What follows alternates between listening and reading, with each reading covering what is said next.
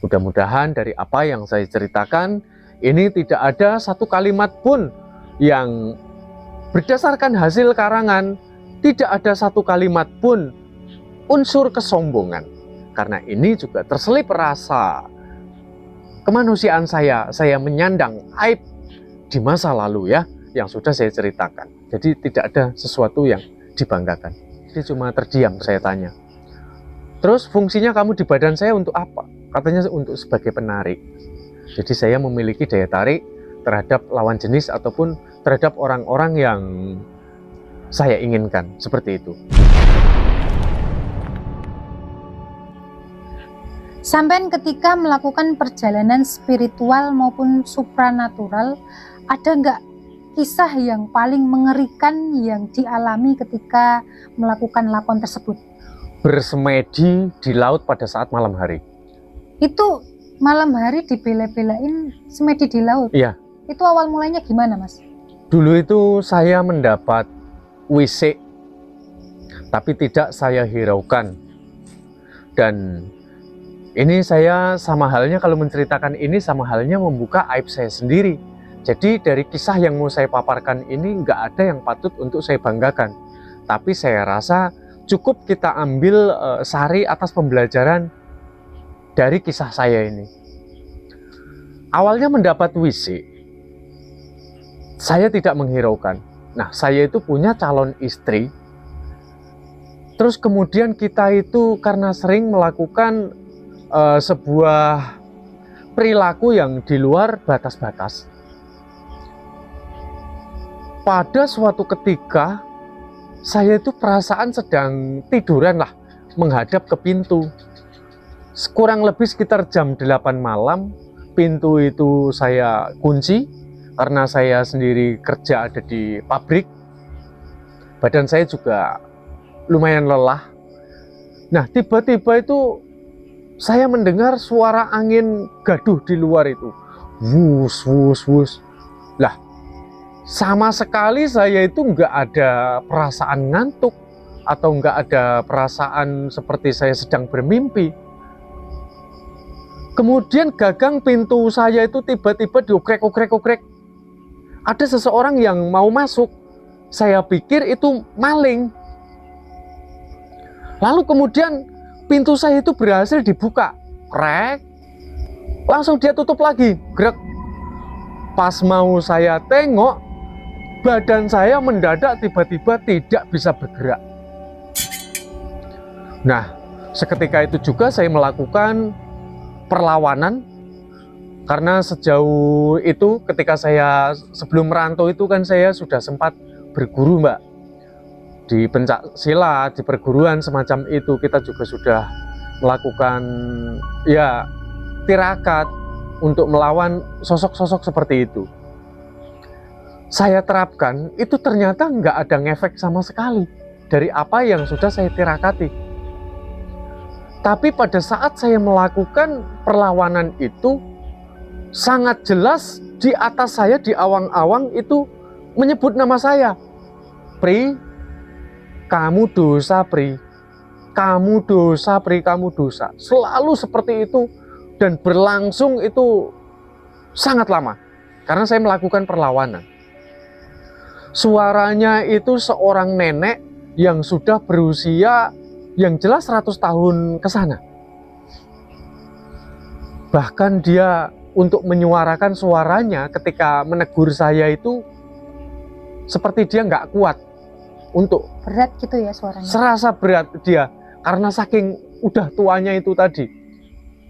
Nah, kemudian saya bacakan ayat-ayat suci dan mindset saya pergunakan untuk menyerang makhluk tersebut agar saya dapat terbebas.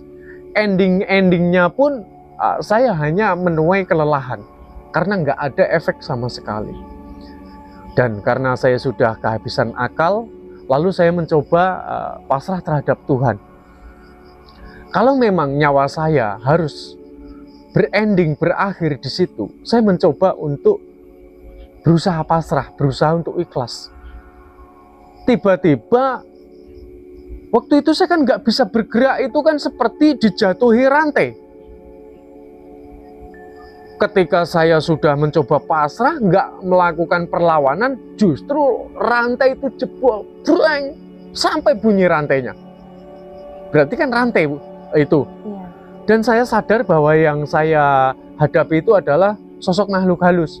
Tapi yang saya tidak sangka, saya itu dalam posisi yang seperti itu, sedang tiduran kayak gitu. Rantainya jebol, suara itu pun menghilang. Saya masih tidak menghiraukan. Hal berikut, mungkin saya sudah dikasih wisik nggak mau mendengar, bahkan sampai ditegur dengan cara seperti itu, saya tidak menghiraukan. Saya juga tidak merasa berbuat salah di awal kan. Terus dia coba masuk di alam mimpi saya juga, saya tidak menghiraukan. Nah ini yang berikutnya, ada seorang kawan saya yang sedang bermain di kontrakan saya. Tiba-tiba kawan saya ini seorang wanita. Dan baru pertama kali kawan saya itu kesurupan ada di kontrakan saya. Saya obati, untuk menyingkat dari kisah ceritanya, saya obati. Pertama bisa, tapi saya siksa dulu. Yang kedua saya obatin, bisa juga. Yang ketiga saya obatin, tidak bisa. Bahkan dia mengancam nyawa dari kawan saya ini, karena kawan saya ini adalah seorang yatim piatu. Katanya daripada hidupnya di dunia dia menderita, lebih baik dia akan dibawa ke sana, ke alam lain, seperti itu. Nah, di situ pada akhirnya daripada kawan saya nanti kenapa-napa, karena pada saat itu mau dipegangin setrum tangannya. Akhirnya saya coba untuk melakukan perlawanan terlebih dahulu. Kasur saya itu dibelah. Tenaga seorang wanita, kasur busa setebal itu bisa terbelah menjadi dua, seperti nggak logis. Di situ baru saya percaya 100% bahwa dia itu mengalami adanya kerasukan. Alasannya karena katanya saya itu sudah mengotori tempat beliau bersemedi. Dan ketika sudah saya tanya, sosok tersebut itu mengaku dia itu seorang ratu yang ada di Pulau Cangkir. Pulau Cangkir itu mana saya nggak tahu, karena saya kan asli orang Jawa. Saya sedang merantau ke Depok, Jawa Barat. Jadi Pulau Cangkir itu di mana saya nggak tahu. Kata sosok tersebut yang memasukinya katanya berada di Tangerang ataupun Banten Baru. Akhirnya saya pengen memastikan, membuatlah satu perjanjian dengan ratu tersebut. Tapi saya suruh datang ke Pulau Cangkir dan saya suruh menemui salah satu nama. Beliau, kata Bunda Ratu tersebut, itu kunci keamanan untuk diri saya. Tanpa dia mungkin saya bisa masuk, tapi belum tentu bisa keluar. Tapi kalau saya sudah berhasil menemui salah satu nama orang yang dia sebutkan itu, maka saya bisa masuk juga bisa keluar. Dan satu perjanjiannya, untuk persyaratan yang dipinta oleh Ibu Ratu, apapun yang saya lihat di istana Lelembut itu tidak boleh saya ceritakan terhadap siapapun. Alasannya karena manusia itu katanya banyak yang serakah. Ada suka mengambil harta benda, ada yang suka mengangkat barang-barang gaib seperti itu demi keamanan. Nah, saya pun setuju. Dikala itu saya kan masih muda, Mbak. Usia saya itu masih 19 atau 20 tahun. Usia saya saat ini sudah 43 tahun. Jadi orang-orang sepantaran saya itu kalau melakukan satu yang namanya lakon atau bisa dikatakan bertirakat, itu kan nggak tanggung-tanggung. Pada masa itu ilmu kadikjayan ataupun pengetahuan itu sangat marak-maraknya. Jadi saya ini akan menceritakan hal yang sepertinya itu di luar logika pada umumnya orang-orang sekarang, terutama anak-anak muda milenial sekarang ya. Tapi demi Tuhan saya melakukan itu. Saya cari tuh Pulau Cangkir. Ini sih untuk menyingkat, sebetulnya ceritanya itu panjang banget. Bahkan saya sempat ada pengawalan, dikawal oleh Lelembut ya. Beliau itu mengaku namanya Datuk. Datuk itu hanya bisa mengantarkan saya ke salah satu putra dari Maulana Hasanuddin Banten. Karena saya sempat menginap di sana untuk mencari Pulau Cangkir itu. Dan ada salah satu utusan seorang wanita cantik memakai gaun berwarna putih itu menemui saya di musola tersebut. Ketika saya sedang bermeditasi di situ. Assalamualaikum, Mas Supri. Waalaikumsalam. 2 orang masuk. Maaf Mas Supri, saya mengganggu waktunya. Saya kesini cuma menyampaikan amanah dari Datuk. Pesan dari Datuk katanya cuma bisa mengantar Mas Supri sampai di sini. Besok pagi Mas Supri sudah sampai di Pulau Cangkir. Seperti itu. Nah, ini untuk menyingkat lagi, sesampainya di Pulau Cangkir, itu saya bertemu dengan salah satu pengelola dari Pulau Cangkir. Itu orang pertama kali yang menemukan Pulau Cangkir. Beliau adalah almarhum dari Ki Waslim. Ki Waslim ini orang pertama kali menemukan salah satu makam waliullah. Beliau putra dari Maulana Hasanuddin Banten, cucu dari Sunan Gunung Jati. Beliau berjulukan Pangeran Sabrang Lor atau Pangeran Jaga Lautan. Kalau buat yang tinggal di kawasan Tangerang, saya yakin sekali pasti tahu. Bogor, Tangerang itu banyak yang tahu.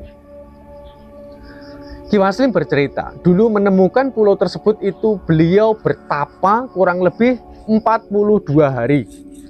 Kemudian ditemuin sosok orang memakai sorban, memakai jubah. Beliau siapa saya lupa namanya, masuk ke dalam pertapaan dari Ki Waslim, bahwa tempat tersebut disuruh menjaga Ki Waslim dan disuruh melestarikan karena di situ ada makam waliullah dan nanti tempat tersebut akan dijadikan sebagai tempat pariwisata. Benar saja ternyata sekarang sudah menjadi tempat pariwisata yang banyak dikunjungi, wisata religi ya, karena sambil berziarah menikmati keindahan semesta alam, laut, sekaligus di situ berziarah karena di situ dulu dari sejarahnya itu perdagangan di Selat Sunda. Salah satunya itu ya di Pulau Cangkir itu sendiri. Nah, ketika saya sudah mendengarkan cerita-cerita dari Ki Waslim, asal muasal Pulau Cangkir itu bagaimana, dulu belum ada jalan Mbak untuk masuk ke Pulau Cangkir. Lalu Ki Waslim ketika sudah mendengar pengutaraan saya datang ke Pulau Cangkir itu karena ada wisik, termasuk ada perjanjian dengan salah satu ratu yang ada di situ, ratu dari alam gaib. Akhirnya Ki Waslim memberikanlah sebuah solusi. Daripada tadinya kan apakah saya negosiasi, apakah saya harus meniru cara Ki Waslim bertapa selama 42 hari, atau mungkin Ki Waslim ini ada solusi lain untuk mempertemukan saya dengan Bunda Ratu tersebut. Sosok yang diucapkan oleh Bunda Ratu pada saat merasuki dari tubuh kawan saya ini, ternyata di situ nggak ada. Ini mohon maaf agak saya bongkar sedikit. Saya suruh nemui orang yang bernama Maulana. Setahu saya yang namanya Maulana itu ya Maulana Hasanuddin Banten. Beliau kan sudah meninggal. Bagaimana cara saya menemui orang yang sudah meninggal? Itu kan sangat mustahil sekali. Nah, saya tanya sama Ki Waslim, adakah nama Maulana di situ? Mungkin sosoknya masih anak muda? Nggak ada. Karena di situ kurang lebih pada saat itu baru ada 4 rumah. Ada 4 rumah dan 1 pembangunan masjid. Masjid itu baru saja didirikan, baru membangun pondasi-pondasinya, dan rumah yang ada di Pulau Cangkir itu belum permanen seperti sekarang. Karena akses mobil untuk mencapai Pulau Cangkir itu belum bisa. Jadi rumahnya itu masih terbuat dari bambu triplek dan barang-barang seperti itulah. Ada yang terbuat mungkin dari beberapa tembok, bentuknya dari semen lah, itu masih terhitung lah. Mungkin bangunan-bangunan tertentu lah, pendek-pendek lah itu, seperti pondasi semacam itu. Lalu Ki Waslim ini memberikan solusi, Mas, ini hanya satu nasihat dari saya. Kalau saya dapat memberikan solusi, lebih baik Masnya ini membantu pengerjaan masjidnya. Karena Ki Waslim merasa dia mengemban satu amanah dari Syekh yang menemui beliau di pertapaannya. Ini saya itu dipinta turut serta di dalam Ki Waslim mengemban amanah tersebut. Itu sama halnya dengan saya sudah bertapa. Itu ungkapan dari Ki Waslim. Nah, otomatis membuat saya itu harus berpikir ulang, karena schedule yang harus saya lakukan di situ ternyata tidak sama dengan perencanaan saya di rumah. Lalu saya merenung, setelah saya merenung, saya menghadap ke laut.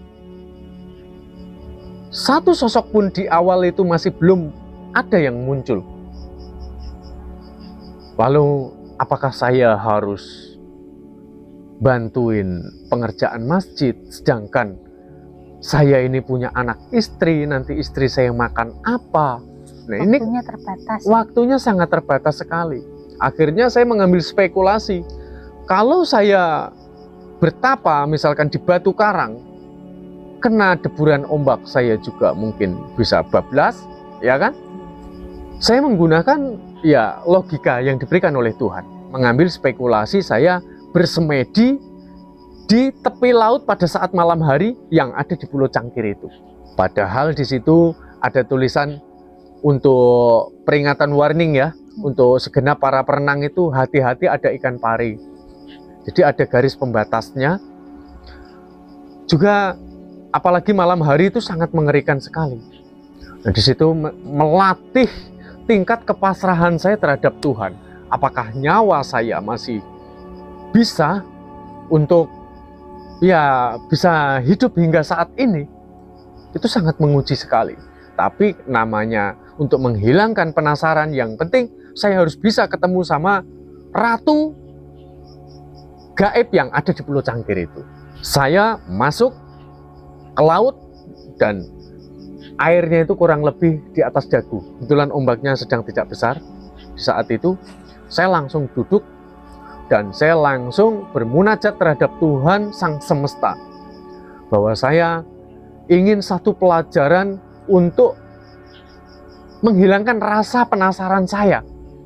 Apakah betul-betul ada yang namanya istana gaib?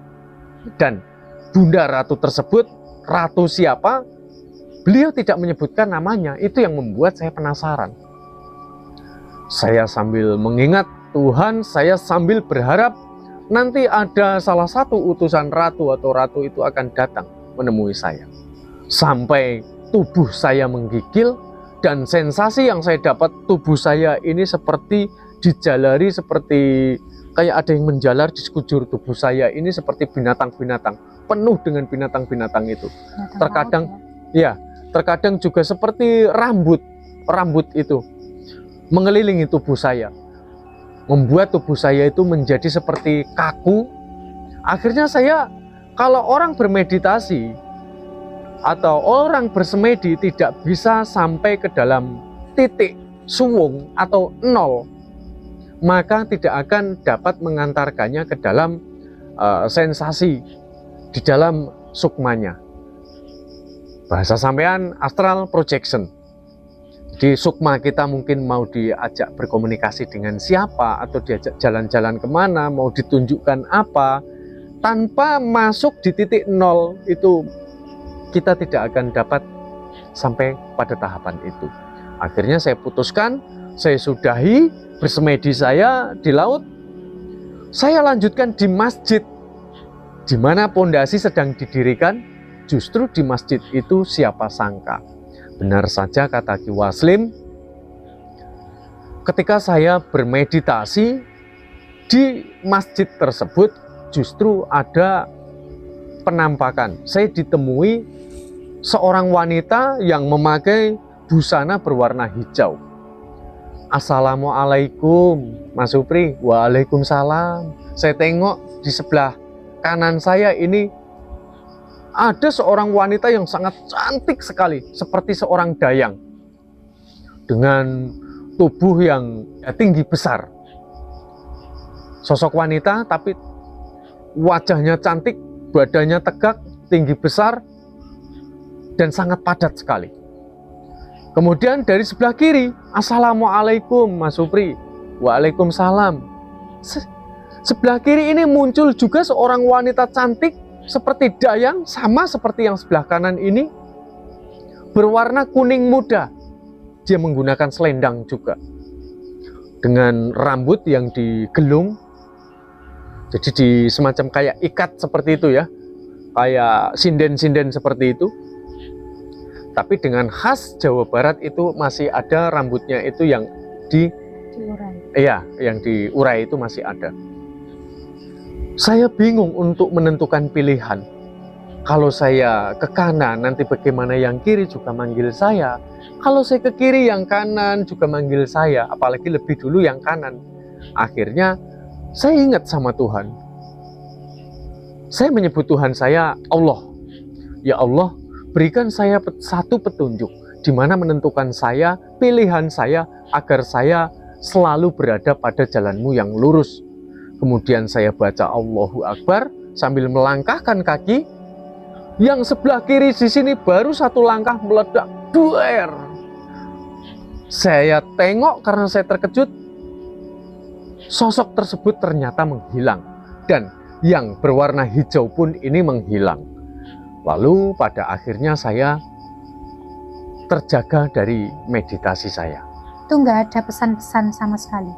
Sebetulnya ada sesuatu hal setelah dari itu ya, tapi saya tidak berani menceritakan ke publis karena nanti yang saya takut dapat menimbulkan satu kesombongan. Tapi pembelajaran daripada itu semua adalah kuncinya kita harus selalu mengagungkan nama Tuhan yang Maha Esa. Karena berbicara dengan hal semacam alam gaib, itu banyak sekali yang membuat diri kita itu tergiur. Entah dari parasnya, entah kita ditunjukkan benda pusaka, atau harta melimpah, itu sangat membahayakan sekali. Nah, betapa saya sangat sadar dan sangat menghormati sekali sosok makhluk gaib yang ada di Pulau Cangkir, juga yang ada di sekeliling saya. Akan tetapi saya tetap mengagungkan bahwa Tuhan Sang Semesta yang menciptakan jiwa raga saya, yang berhak atas nyawa saya lah, yang harus saya junjung tinggi atas segalanya. Ketikanya daripada itu semua tidak lain hanya untuk supaya menghilangkan rasa penasaran yang saya miliki. Namun daripada itu saya juga ada satu buah ujian. Ketika saya habis ketemu dengan sosok tersebut, ada yang ikut dengan saya tanya, kamu kenapa ngikutin saya? Nanti kamu minta makan sama saya. Dia bilang enggak. Dia bilang seperti itu. Itu dulu loh ya, saya ngomong dulu. Karena tetap Tuhan itu nomor satu. Jadi kita boleh menghormati dari segala sesuatu. Dia bilang saya tidak minta makan. Dan apa fungsinya kamu ngikutin saya? Saya bilang kayak gitu. Ya saya suka sama kamu. Dia bilang seperti itu. Suka dalam sisi hal apa? Dia cuma terdiam, saya tanya. Terus fungsinya kamu di badan saya untuk apa? Katanya untuk sebagai penarik. Jadi saya memiliki daya tarik terhadap lawan jenis ataupun terhadap orang-orang yang saya inginkan. Seperti itu. Skenario dari Tuhan yang Maha Esa, di mana apakah kita di dalam menjalani sebuah ujian yang kita hadapi, kita lulus, apakah kita nanti akan menyimpang? Nah, kita berpikir untuk hal-hal yang positif. Ini saya rasa akan lebih baik. Berkenaan dengan kisah perjalanan spiritual yang menyangkut dengan supranatural. Menurut saya sudah pernah ke seperti tepi ke gunung. Saya sudah ke tempat-tempat angker. Nah, ternyata yang saya butuhkan adalah tempat nyaman. Yang saya butuhkan itu, di mana di satu tempat yang dapat membawa kenyamanan untuk diri saya, sehingga saya dapat mencapai ke dalam titik nol. Kemudian saya mendapat satu petunjuk-petunjuk dari ilahi. Nah, itu yang menjadi satu buah kebutuhan di dalam saya berspiritual. Saya rasa juga pengalaman saya ke gunung, saya ke tempat mana-mana itu tidak semengerikan seperti saya berada di Laut Pulau Cangkir. Karena sesaat-saat ikan pari itu dapat menyengat saya, yang pertama. Lalu yang kedua, binatang buas seperti buaya, juga binatang yang lain, itu laparnya itu pada saat malam hari. Itu satu hal yang paling mengerikan. Seperti itu, Mbak E. Nah, saya mau tanya, apakah Ratu Pulau Cangkir itu sama dengan Dewi Lanjar? Saya rasa kalau untuk penguasa Laut Utara, untuk sebetulnya ratu alam gaib itu kan banyak sekali ya. Seperti presiden di satu negara itu kan banyak sekali. Jadi kita tidak bisa menyimpulkan bahwa sosok dari beliau itu adalah Dewi Lanjar. Walaupun itu di dalam kekuasaan tanah Jawa ini, kalau Laut Utara kan Dewi Lanjar yang terkenal ya, dari mereka paranormal. Kalau Laut Selatan itu kan Nyai Roro Kidul. Ada yang bilang Bunda Ratu Kidul, ada yang bilang Ibu Ratu Kidul. Nah, siapapun mereka, saya rasa seorang ratu itu memiliki tanggung jawab yang besar terhadap keratuannya. Tahta seorang ratu itu adalah anugerah yang diberikan oleh Tuhan Sang Semesta terhadap dirinya. Menyikapi apakah ratu itu jahat atau tidak, saya rasa itu bergantung dari diri masing-masing. Namun kalau saya menyikapi seorang ratu, itu tidak akan mungkin dia berbuat semau diri dia sendiri. Mbak Es setuju nggak dengan kalimat saya ini? Kecuali seseorang itu memang menempuh jalan hitam ya, sekalian diperosotkan, yaitu dari apa yang dia tanam maka dia akan kembali ke dalam dirinya sendiri. Hukum sebab akibat seperti itu. Ya kayak gitu aja Mbak Es. Ya, menarik sekali ya kisah dari perjalanan spiritualnya Mas Supri ini. Terima kasih Mas sudah memberikan pengalamannya ya, tentunya yang sangat bermanfaat bagi saya maupun para pemirsa di rumah. Oke, buat teman-teman semua, terima kasih yang sudah menyaksikan video kali ini. Jangan lupa like, comment, share, dan subscribe. Terima kasih. Firawi.